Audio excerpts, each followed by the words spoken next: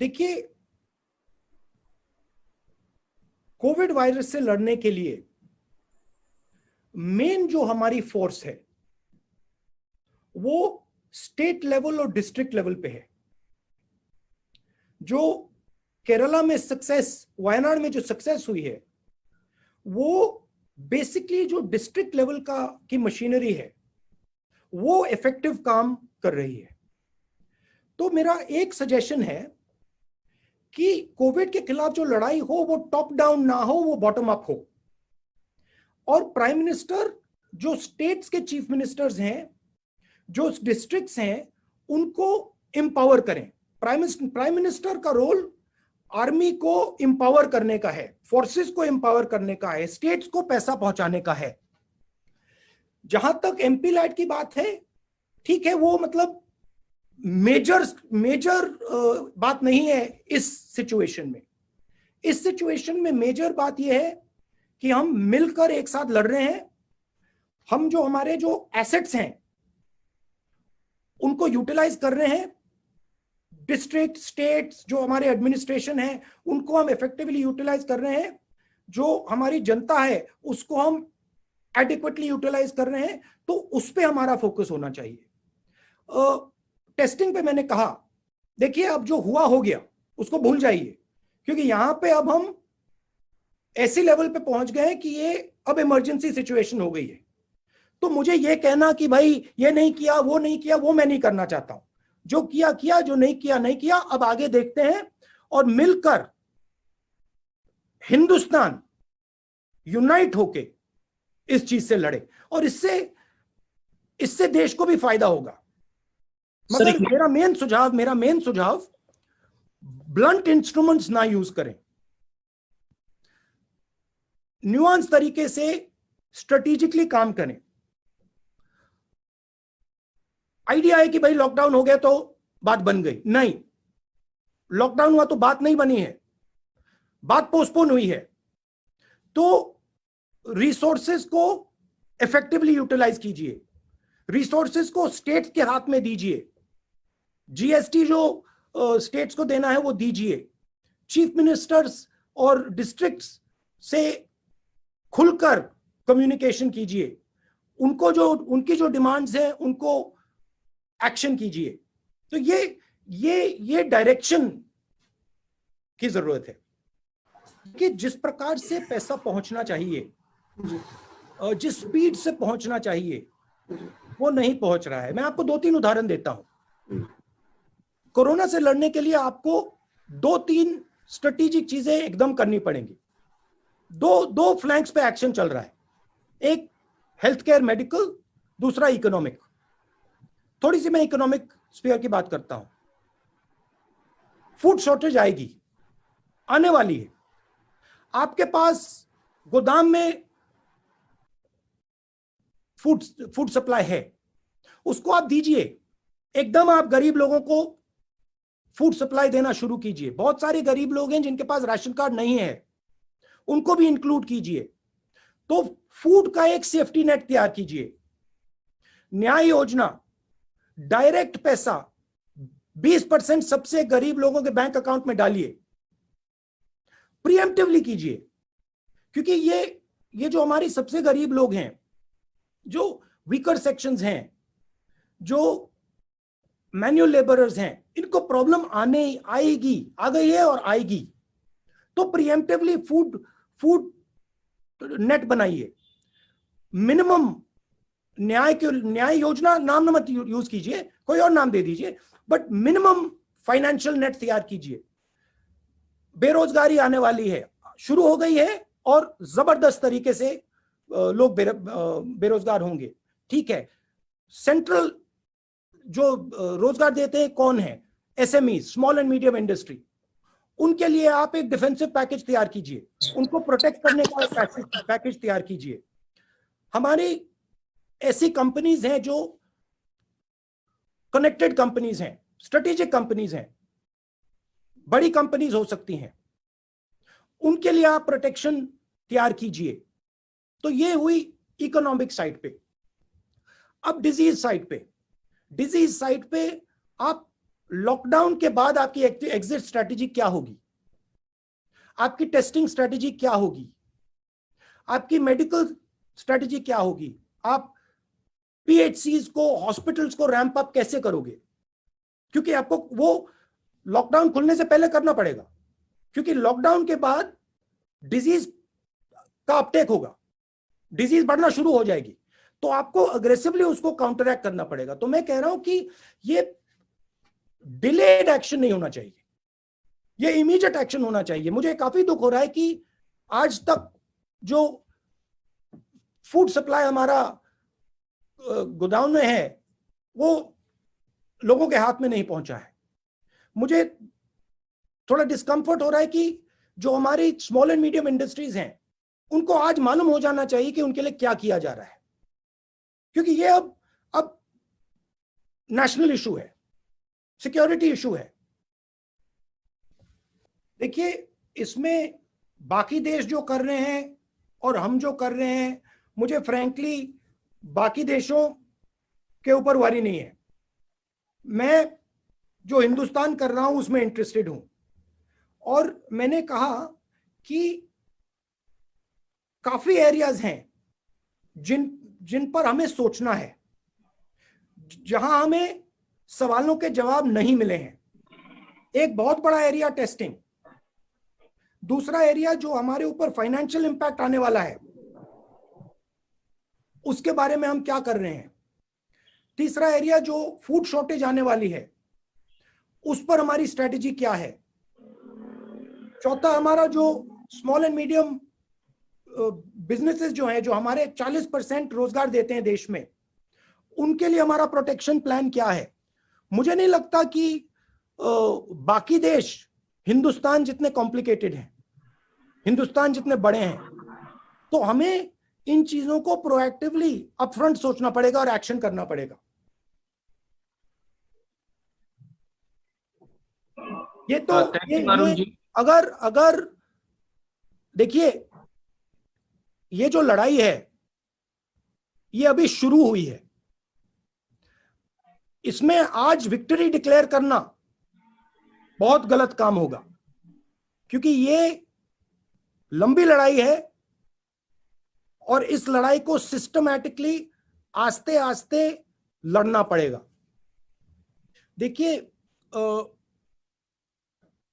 एक बार डिजीज चालू हो गई तो ऑब्वियसली सब देशों ने अपनी जो टेस्टिंग किट्स मंगानी थी वो मंगानी शुरू हो गई। तो आज टेस्टिंग किट्स का जो सप्लाई है वो लिमिटेड है, वो रियलिटी है। अमेरिका भी टेस्टिंग किट्स चाहता है, यूरोप भी टेस्टिंग किट्स चाहता है, सब देश टेस्टिंग किट्स चाहते हैं। उस सिचुएशन में हिंदुस्तान के हाथ में टेस्टिंग किट्स नहीं पड़ रही हैं। जो आप रैपिड टेस्टिंग किट्स की बात कर रहे हैं वो भी मिनिस्क्यूल नंबर ऑफ किट्स हैं। तो हमें कोई ना कोई तरीका निकालना पड़ेगा। अब ठीक है, अब हम यहां हैं, अब मैं ये नहीं कहना चाहता हूं कि भाई इसलिए यहां है, क्यों यहां है, मगर कोई ना कोई तरकीब तो निकालनी पड़ेगी कि हम टेस्टिंग एट स्केल कर पाए। क्योंकि अगर आप कोविड से लड़ना चाहते हैं, बिना टेस्टिंग एट स्केल आप लड़ ही नहीं सकते। आपको यही नहीं मालूम होगा कहां है बीमारी, कहां है। मान लो आपने हॉटस्पॉट एरियाज बना दिए और नॉन हॉटस्पॉट एरियाज बना दिए। अगर आप नॉन हॉटस्पॉट एरियाज में टेस्ट ही नहीं कर पा रहे तो आपको मालूम ही नहीं कि वो हॉटस्पॉट कब हो जाएगा। तो अगर आप एक ग्रेजुएटेड स्ट्रेटेजी चाहते हैं तो आपको टेस्टिंग की तो जरूरत ही है, क्रिटिकल है। अब मैं ये नहीं कहना चाहता हूं कि क्यों नहीं हुआ है, मैं ये कहना चाहता हूं कि आज से पूरा दम लगा के पूरा हिंदुस्तान टेस्टिंग तेजी से करे। और टेस्टिंग के प्रॉक्सीज भी हो सकते हैं। तो सिर्फ टेस्टिंग किट ही नहीं है, और तरीके भी हो सकते हैं, मगर स्ट्रेटेजिकली करना है। सिंपल तरीके से नहीं होगा कि भाई स्ट्रेटेजिकली सोचकर। Testing is our main weapon against the virus. It is a strategic weapon. It has to be used like a strategic weapon. Currently, as I said, we are chasing the virus. किसी को virus हुआ, हमने test किया, फिर हम उसके पीछे दौड़ रहे हैं। बिना रैंडम टेस्टिंग आप वायरस के पीछे ही दौड़ते रहोगे और वायरस आपके आगे निकलता जाएगा। जब आप रैंडम टेस्टिंग करोगे तो आप वायरस को रोक पाओगे। फूड सप्लाई क्रिटिकल चीज है, और एकदम मतलब आज नहीं, ये तो 10 दिन पहले कर देना चाहिए था कि जो हमारे गोडाउन में खाना है वो एकदम, अनाज है एकदम डिस्ट्रीब्यूट कर देना चाहिए। बहुत सारे लोग हैं जिनके पास राशन कार्ड नहीं है, उनको भी मिलना चाहिए। कोई ना कोई तरीका निकाला जा सकता है असेस करने के लिए। बट मुझे लगता है कि 10 केजी व्हीट और राइस, 1 किलो पल्सेस, 1 किलो चीनी हर सप्ताह सरकार को देना चाहिए उन लोगों को जो भूखे हैं, मिनिमम, मतलब एकदम। क्योंकि हमारे गोदाम्स में ओवर सप्लाई है और वो फसल के बाद और ज्यादा हो जाएगा, तो उसको तो एकदम कर देना चाहिए। देखिए, ये मैं आपको जिस दिन कोविड को हिंदुस्तान ने हरा दिया उस दिन मैं आपको बताऊंगा। मगर आज मैं कंस्ट्रक्टिव एडवाइस देना चाहता हूं। मैं तू मैं नहीं पढ़ना चाहता हूं। इसमें डिक्लेरेशन ऑफ विक्ट्री नहीं करनी है क्योंकि ये लंबी लड़ाई है। इसमें सबको मिलकर एक साथ लड़ना है। मैं नरेंद्र मोदी जी से बहुत चीजों में डिसएग्री कर सकता हूं, करता हूं, मगर आज लड़ने का टाइम नहीं है। आज देश के साथ, देश को एक करके वायरस से लड़ने का टाइम है।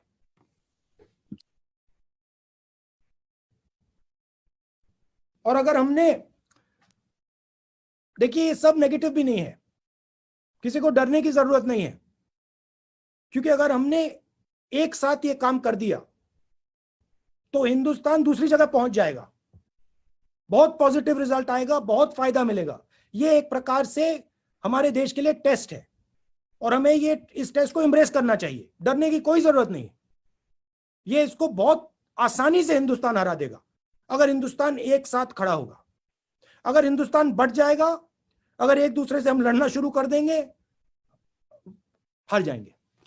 ये कोई क्रेडिट नहीं चाहिए मुझे, बस जो हमारी जनता है, जो हमारा देश है, उससे उसकी प्रोटेक्शन करनी है।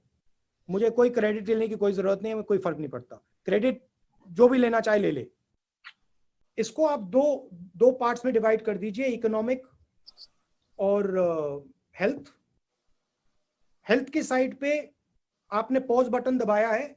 जब आप पॉज बटन को हटाएंगे, डिजीज तेजी से दौड़ेगी, तो उसके लिए आपको पूरा प्रिपरेशन पॉज बटन हटाने से पहले करना पड़ेगा।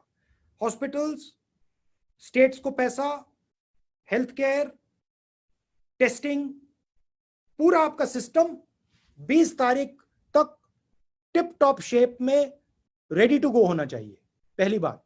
दूसरी तरफ फाइनेंशियल प्रोटेक्शन, गरीब लोगों के लिए सेफ्टी नेट, आधार जैसा सिस्टम जहां हम सबसे गरीब लोगों के बैंक अकाउंट में सीधा पैसा डालें। फूड सिक्योरिटी का सिस्टम, जो हमारा अनाज पड़ा हुआ है उसको डिस्ट्रीब्यूट करें। राशन कार्ड का मैंने पॉइंट बताया।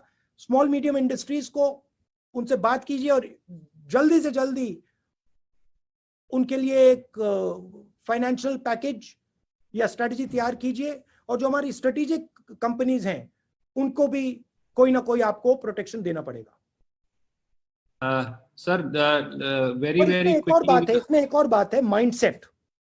सबसे जरूरी बात, डिक्लेयरिंग विक्ट्री की माइंडसेट में नहीं आना चाहिए। टेस्टिंग से किसी का नुकसान नहीं होने वाला है। टेस्टिंग से बीमारी के बारे में इंफॉर्मेशन मिलती है और लार्ज स्केल पे टेस्टिंग किया जाना चाहिए। देखिए, सबसे जरूरी चीज, अगर बीमारी से लड़ना है तो हिंदुस्तान को एक होना पड़ेगा। जात को, धर्म को, एज को, सब चीज को भूलकर एक होना पड़ेगा। जहां भी हिंदुस्तान ने बीच में लड़ाई की वहीं वीकनेस शुरू हो जाएगी। तो सबको एक एक करके आगे ले जाना पड़ेगा। आपने स्ट्रेटजी के क्वेश्चन का एक सवाल पूछा था, मैं उसमें एक और बात कहना चाहता हूं। देखिए, एक वनरेबल पॉपुलेशन है, जो बुजुर्ग लोग हैं, वो वनरेबल हैं। ठीक है। और हिंदुस्तान में एक यूनिक चीज है जो वेस्टर्न कंट्रीज में, अमेरिका में, यूरोप में नहीं है। हिंदुस्तान में हमारी diabetes, heart disease, hypertension, pollution के कारण क्रॉनिक लंग इन्फेक्शन, ये बहुत है। और ये सिर्फ बुजुर्ग लोगों में नहीं है, ये मिडिल एज लोगों में और जवान लोगों में है, मिडिल क्लास में है। तो जिन लोगों को रिस्क है, जिन लोगों को ये बीमारियां हैं, जो लोग बुजुर्ग हैं, उनके लिए नॉन हॉट जोन में प्रोटेक्शन देना बहुत जरूरी है। उनको इन्फॉर्म करना, उनको बताना कि वो रिस्क में है, उनको ये बहुत जरूरी है। और स्ट्रेटेजिकली ये काम करना पड़ेगा, क्योंकि मुझे लगता है कि ये यूरोप और अमेरिका में बुजुर्ग लोगों की बीमारी है, मगर हिंदुस्तान में ये सिर्फ बुजुर्ग लोगों की बीमारी नहीं होगी। मुझे लगता है कि पॉसिबिलिटी है कि ये युवाओं की और मिडिल एज लोगों की भी बीमारी हो सकती है, जिनको डायबिटीज है, जिनको हाइपरटेंशन है, जिनको हार्ट डिजीज है। तो उनके लिए भी स्पेशल सोच होनी चाहिए। स्ट्रेटेजिकली हमें सोचना चाहिए कि इनको हम कैसे मतलब अलग रखेंगे। लॉकडाउन खुलने के बाद